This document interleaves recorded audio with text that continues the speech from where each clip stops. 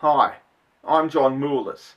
You might remember me from my YouTube videos where I talk about my time at Phillip College in the 1970s, the ACT election videos, my naked cowboy karaoke videos, and the videos where I talk about when I was bullied and harassed during the time I was an employee at the Department of Defence in Canberra. Today I'd like to talk to you about a phenomenon that I was involved with and a movement that I was involved with as recently as 5 years ago. Now, you might be wondering why I'm in my training singlet at the moment. Well, the fact is that looking at me now, you would never know that I was involved in what's known as the gainer movement. And that's a movement where people try and get as fat as possible. It's not an accidental thing. These people eat as much food as possible and do everything they can to try and be as fat as possible because they think it's somehow sexy or empowering or whatever. They just want to get fat.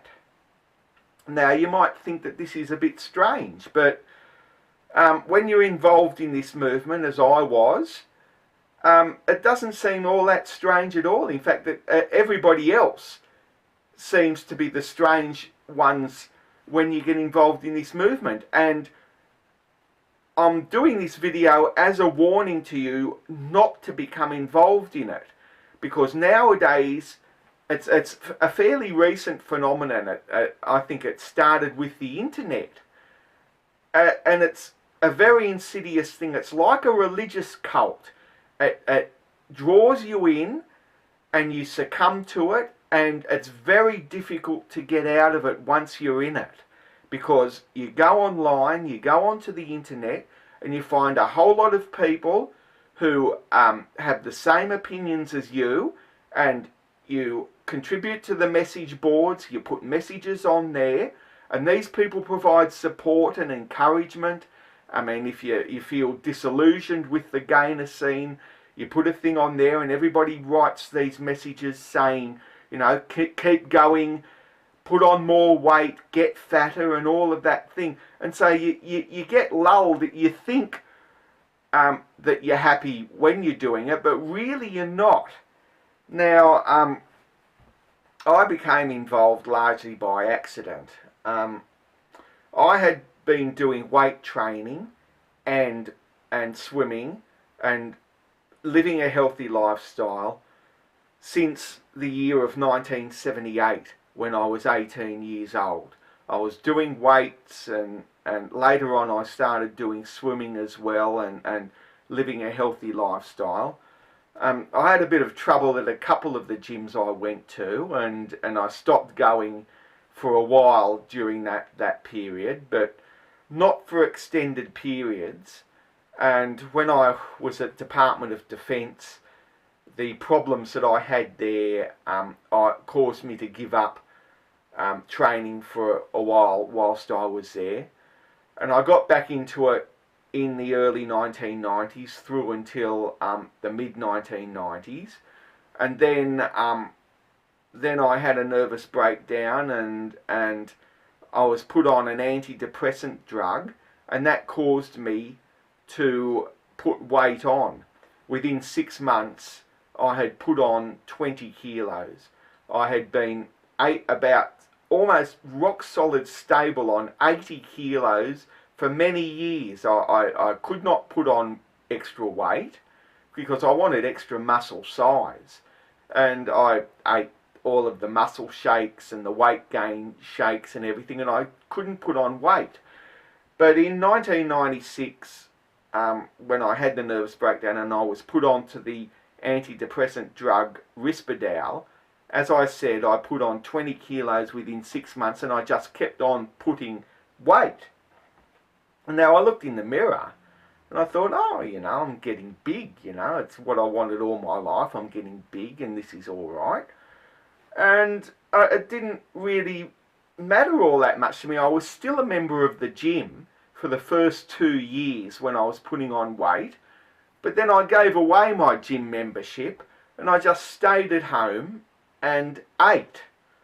You know, I used to eat stacks of food. I was, unlike when I was training, I couldn't work that weight off. And that, combined with the Risperdal, kept me putting on more and more weight. I went from 80 kilos in 1996 to 125 kilos in the year 2004. And then there was after that, I think I must have reached the capacity, my weight capacity, because there was a slight drifting off of weight. I lost a few kilos in the years after that.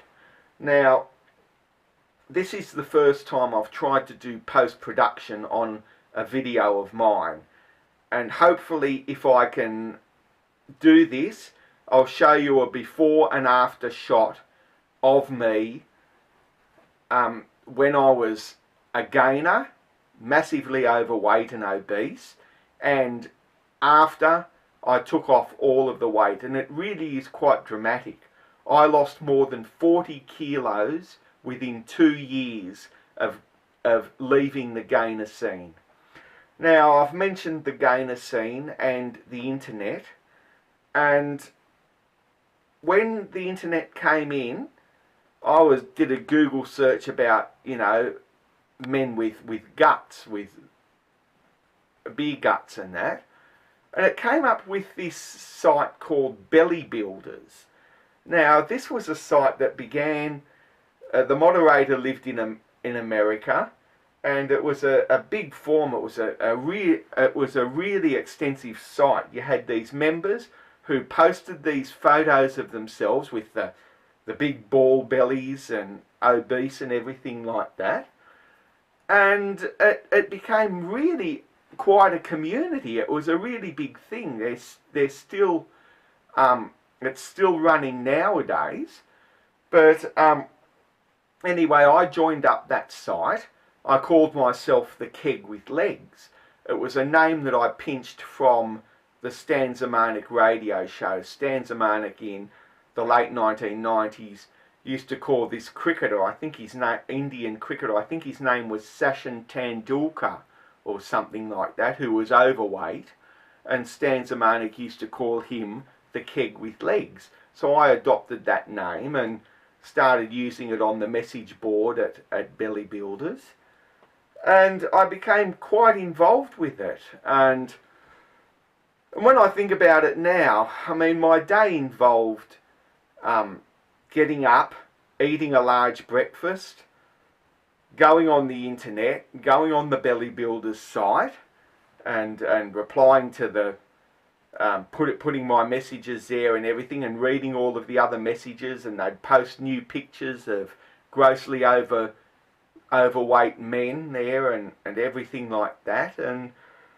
I'd be on that website, and then, you know, I'd have talkback radio on, and I'd just lie in bed listening to talkback radio, and then at about 10:30 in the morning I would get up and I would have morning tea, which consisted of either fried food, popcorn, microwave buttered popcorn, and bacon.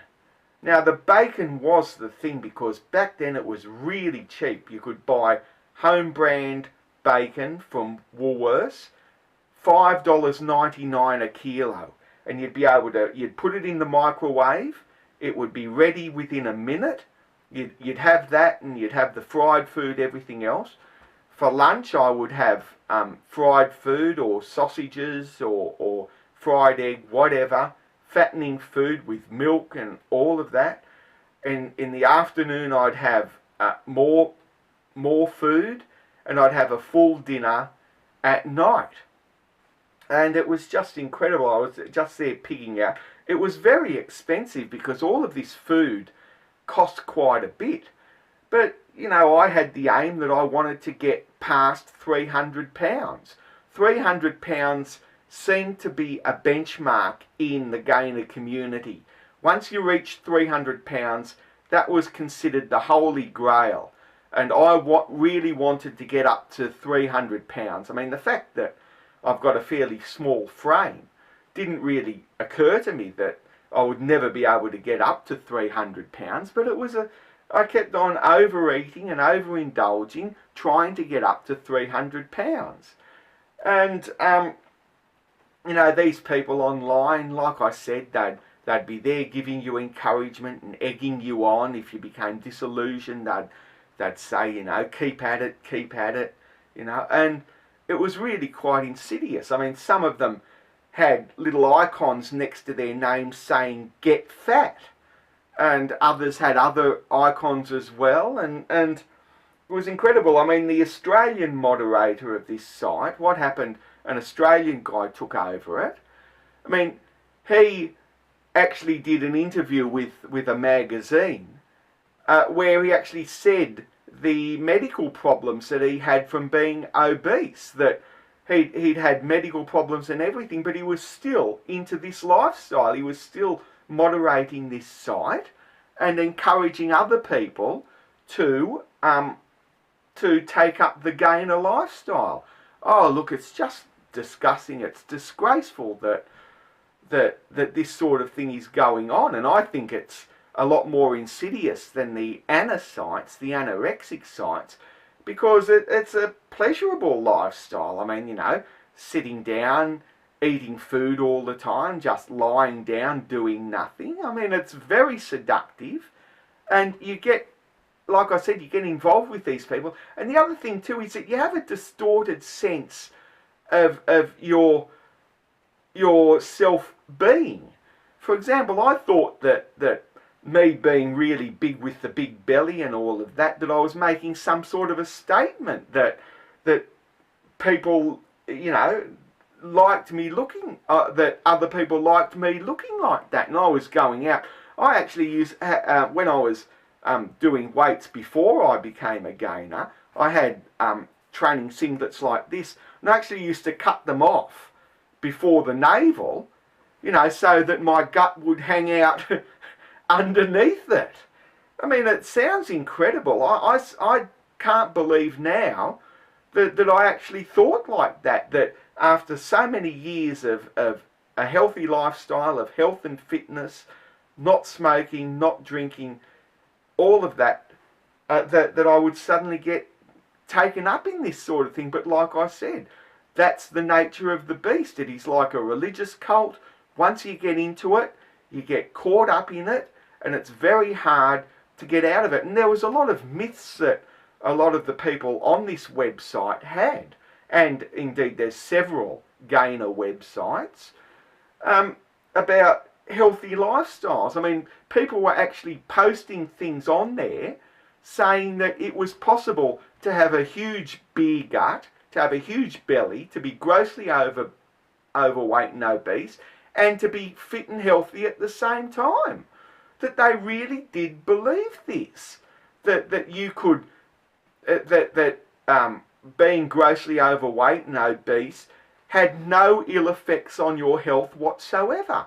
Now, this sort of thing is just dangerous because you know, it's a well-known medical fact that if you are overweight, if you are obese, it takes years off your life. It can cause type 2 diabetes, it can cause gout, it can cause all of these other medical problems. I was just very lucky. I was involved in the gainer scene for 12 years, or about 12 or 13 years. About 3 years into it, I went back into weight training and swimming. I went there for a year because the mental health group had a thing going with one of the local gyms and the local pool that I could be admitted to the pool for free as a disabled pensioner, and the gym gave us cheap admission. So I was there for a year. I had an opportunity then to leave that lifestyle behind. But what happened at the end of that year, Christmas came up and everything shut down. The activity group came to an end. No more cheap admission to the gym and everything. and then Christmas, New Year happened, and I lost interest in it. And then when February started up again, I went back to the gym and I took out membership. But then I went on to the website and said that I had lost weight and everything, and someone put a 2-word reply there to my post saying, "Yesterday's hero," calling me yesterday's hero. I mean, that was the mentality, that someone who was taking steps to improve their health and get healthy again was called yesterday's hero. So I gave up the gym membership and I went back into this gainer lifestyle. Anyway, that's coming up to the end of this video, and I know what you all want me to do. You want me to take off my shirt. Okay, I'll do it just for you. Here goes. Take off my glasses.